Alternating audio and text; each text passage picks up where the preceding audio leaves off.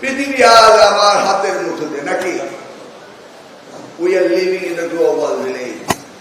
এই একটি মোবাইল যদি আমার পৃথিবী আমার হাতের মুঠো হয়ে থাকে, তাহলে আমি কেন হেলিকপ্টার নিয়ে আপনাদেরকে ঘুরতে যাব? আমি বিগত নিয়ে কোনো কথা বলতে চাই না, আমি আগামী দিন নিয়ে কথা বলতে চাই। আমি জানি বিগত দিনে শিক্ষকদের সর্বোচ্চ থাকার পরও তারা কাজ করতে পারেননি। আমাদের সেই জায়গা নিতে হবে। তাহলে এই যে আইনগুলোর পরিবর্তন আমি আনছি, প্রত্যেকটি প্রয়োজনে এনে আনছি। 21শে এপ্রিল পরীক্ষা হবে, শিক্ষার্থীদেরকে জানতো না, তাহলে তারা হঠাৎ করে উদ্বিগ্ন কেন? কেন আমাকে ঠাকুর গায়ে আমার বিরুদ্ধে মিছিল করতে হবে? আবার তারাই উত্তর দিচ্ছে কেউ কেউ, সাবধান, এবার মন্ত্রী কিন্তু তোদের ঠাকুর গাছেই আসবে না, পঞ্চগড়ে আসবে। ওখানে আবার উত্তর পাওয়া যায়। হাওড়া কোন কোশ্চেন আছে এবার পরীক্ষা নিয়ে কোন শিক্ষকের? বলুন।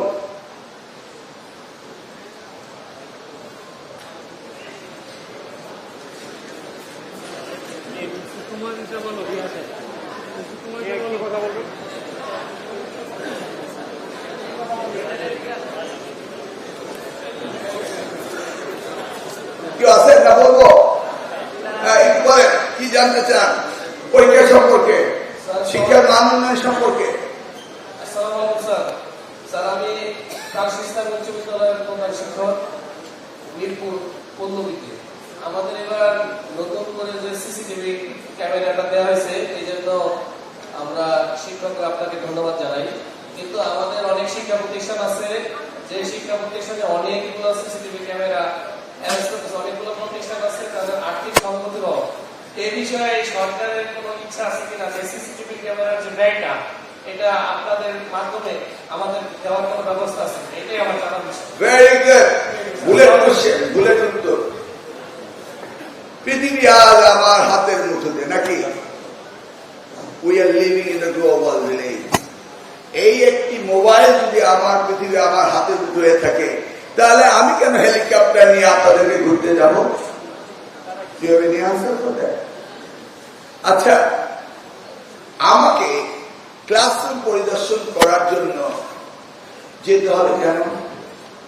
কারণ প্রত্যেকটা স্কুল, কলেজ, মাদ্রাসা সব জায়গায় যদি ক্লাসরুমে সিসি ক্যামেরা থাকে, আর আমি মন্ত্রণালয়ে বসে যখন ইচ্ছা তখনই যে কোনো ক্লাসরুম ইন্সপেকশন করতে পারবো, শিক্ষকরা পড়াচ্ছে কিনা, ছাত্ররা রিসিভ প্রোগ্রাম কিনা, করছে কিনা, নাকি দেখা যাবে না? তাহলে এই সিসি ক্যামেরা সিস্টেম যদি আমরা ইন্ট্রোডিউস করি, তাহলে শিক্ষক ছাত্ররা তাদের যে সমন্বিত সাধন, অর্থাৎ সিকিউরিটি, আমরা কন্ট্রোল করছি যে তারা কিভাবে ক্লাস করাচ্ছে, এটাকে আমাদের প্রয়োজন নেই? আচ্ছা, শিক্ষা মন্ত্রণালয় হাজার হাজার কোটি টাকা প্রজেক্ট বাজেট, এরা ওনারা খুব জানে যারা শিক্ষাবিদ করে। তাহলে এই সিসি ক্যামেরা আমি কি বলছি যে শুধু নকল ধরার জন্য? No, you are getting me wrong. একটি উসিলা মাত্র, কিন্তু আমি চাই ক্লাসরুমে এডুকেশন হয় কিনা এটা আমি দেখতে চাই। এখানে আমাকে বোর্ডের চেয়ারম্যান সাহেব ঝুঁকিপূর্ণ হিসাবে বিবেচিত করে 5টি কেন্দ্রের নাম বলেছেন। একটি দিঘির পাড় অভয় আচরণ বিদ্যানিকেতন, টঙ্গিবাড়ি, মুন্সিগঞ্জ। 2 নম্বর হল শাহরাই উচ্চ বিদ্যালয় সিংগাই, মানিকগঞ্জ। আমতলী ফেদু শেখ উচ্চ বিদ্যালয়, আমতলী, দৌলতপুর, মানিকগঞ্জ। 2টি মানিকগঞ্জ পড়ল। Khaserhat Syed Abul Hossain school and college, Kalkini, Madaripur. Kadambari উচ্চ বিদ্যালয়, রাজুই, মাদারীপুর। এখানে কি এই প্রতিষ্ঠানে কেউ আছে? না। আমাদের কেমিস্ট্রি ডিপার্টমেন্ট আছে? আপনি কোনটা? মাননীয় মন্ত্রী মহোদয়, শিক্ষার মান উন্নয়ন। আপনি এটা কোনটা? আমি এই প্রতিষ্ঠানের মতো না, কিন্তু আমি বলতে চাই। না, বলতে তো আমি পরে দেবো, আপনার প্রশ্ন বুঝে উত্তর দিবেন, আমি বলতে পরে দেব। এই 5টি প্রতিষ্ঠানে কেউ নেই। অফিসারের? আমতলী ফেদুশেখ উচ্চ বিদ্যালয়, দৌলতপুর, মানিকগঞ্জ। আমতলী ফেদুশেখ উচ্চ বিদ্যালয়। ফেদুশেখ উচ্চ বিদ্যালয়। বলুন তো এই নামটা কেন আসলো? অবশ্যই বলেন, আপনি কোনো দুশ্চিন্তা করবেন না, আপনি প্রোটেকশন দিয়ে কোনো কথা বলতে হবে না, আমি আপনার প্রোটেকশন। বিগত দিন নিয়ে আমি কোনো সমালোচনা করতে রাজি না, আগামী দিনে কি করবো সেটা বলুন তো, ঘটনাটা কি আমরা শুনি। আমার তার পূর্বে বাউন্ডারি স্যার সমস্যা ছিল, ওই জায়গা সাইডে হাট এবার বাড়ি সংযোগ থাকায় পূর্বের পরীক্ষাগুলি বাহিরে ডিস্টার্ব হয়েছে স্যার। আমি আপনাদের নির্দেশে প্রতিভাবে সিসি ক্যামেরা লাগিয়েছি এবং বাউন্ডারির টিম দিয়ে আংশিক ব্যবস্থা করেছে, আর কিছু সরকার কর্তৃক হয়েছে। এবার আমি মনে করি স্যার আপনার নির্দেশনায় আমি পরীক্ষা এবার ভালো নিতে পারবো, ঝুঁকিপূর্ণ কথাটি ভবিষ্যতে থাকবে না স্যার। হেডমাস্টার স্যার, ওখানকার মাননীয় সংসদ সদস্য কে, কোন দলের? জি স্যার। ওখানকার মাননীয় সংসদ সদস্য কোন দলের এবং কে? বর্তমান BNP sir, S A Jinnah কবি।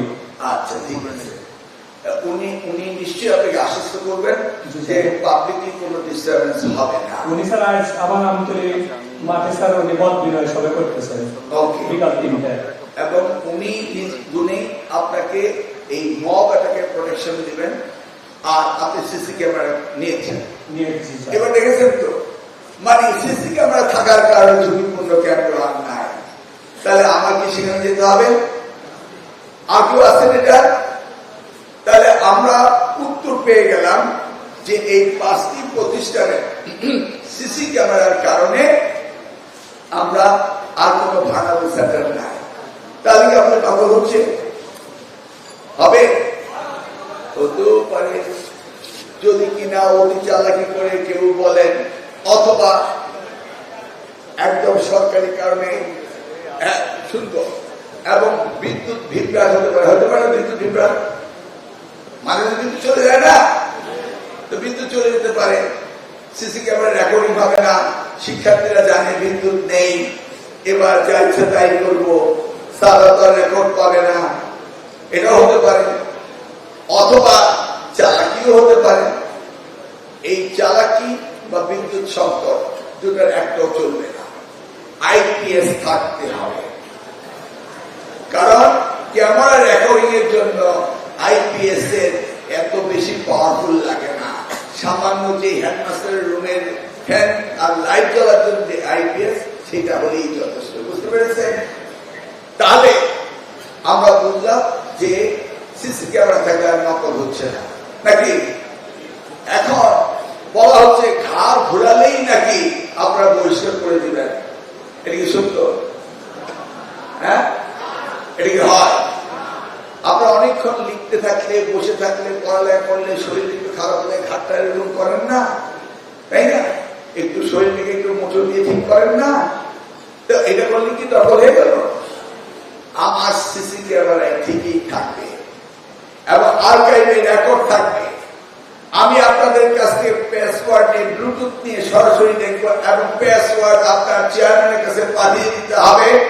আর যদি সেই জায়গায় কোন রকম ভাবে কোন দুর্বলতার কারণে আপনাদেরকে আমি চেক না করতে পারি, আর্কাইভে থাকতে হবে। ওই যে দেখেছেন সাংবাদিকরা, ওনারা কিন্তু পরীক্ষা হতে যাবে না, গেলে বিশৃঙ্খল হতে পারে, কিন্তু ওনারা ঠিকই খবর রাখে। ওনারা দেখবেন পরের দিন নিউজ করে দিয়েছে যে এখানে এটা হয়েছিল, সেটা হয়েছিল। এই নিউজগুলো কিন্তু আমি পড়ি, আমি দেখি, কারণ আমার বিরুদ্ধে হলো দেখবো, আমার পক্ষে হলো দেখবো, আমাকে নিউজ দেখতেই হবে। জলে বাস করবো, কুমিরের ভয় তাতে হবে না, যুদ্ধ করেই বাস করবো। বিরুদ্ধে লেখুক আর সপক্ষে লেখুক, আমি তাদের লেখা দেখি। এবং আপনারা কি করবেন, নিশ্চিত জেনে থাকবেন যে আপনাদের ভাঙারোল সেন্টারে সাংবাদিকরা খুঁটিনাটি লিখবে, আর মাননীয় সংসদ সদস্যদের দায়িত্ব রয়েছে, তারাও দেখবেন। কি বলতে চেয়েছিলেন আপনি? স্যার এদিকে কথা বলবো, বলেন। মানে আমি মাননীয় মন্ত্রী মহোদয়, আপনাকে অসংখ্য ধন্যবাদ আমাকে হ্যাঁ বলেন। হ্যালো, আমি আজকে আলোচনায় এবং পরীক্ষা সংক্রান্ত বিষয়ে 5টি সমস্যা পেয়েছি। হচ্ছে একটা হচ্ছে নকল, নাম্বার 2 হচ্ছে প্রশ্নপত্র ফাঁস, নাম্বার 3 হচ্ছে টাচ অ্যান্ড পাস যেটাকে আমরা বলি পরীক্ষায় লিখলেই পাস।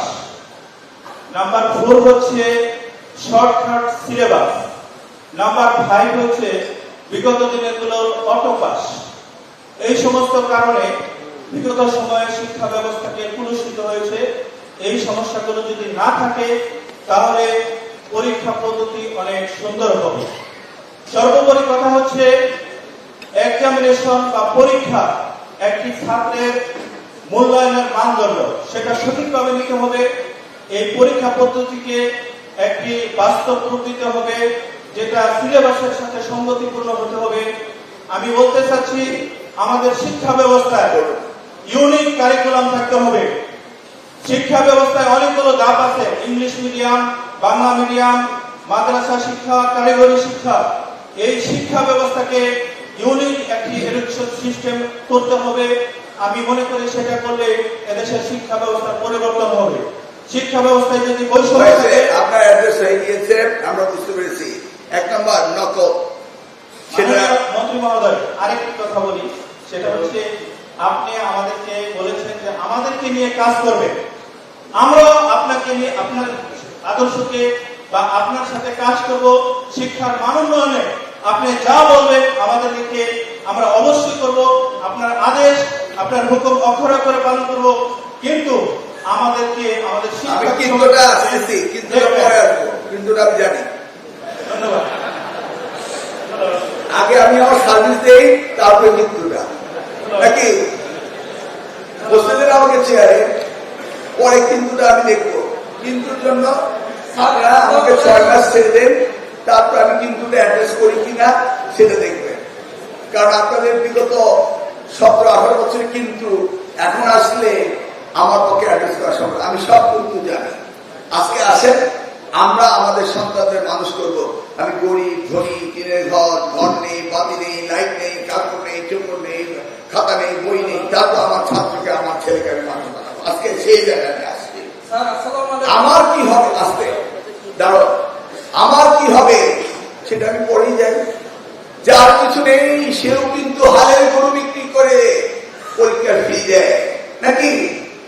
ধরে নেন আমার কিছু নেই, আমি হালের গরু বিক্রি করব, তারপর আমার সন্তানকে পড়াবো।